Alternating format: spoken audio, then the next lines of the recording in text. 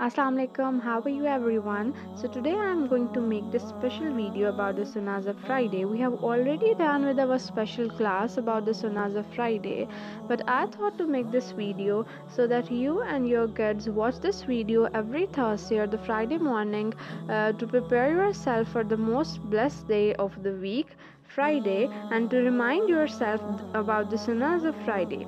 So let's start. The very first sunnah you are going to complete on Friday is clipping or trimming your nails. So always wait for the Friday to clip your nails.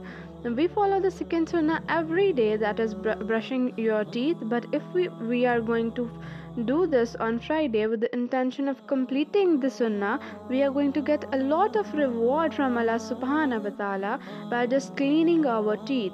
Third one is taking a bath, cleaning your whole body, and always try to wear nice and clean clothes after taking the bath, so that you will complete your fourth sunnah too.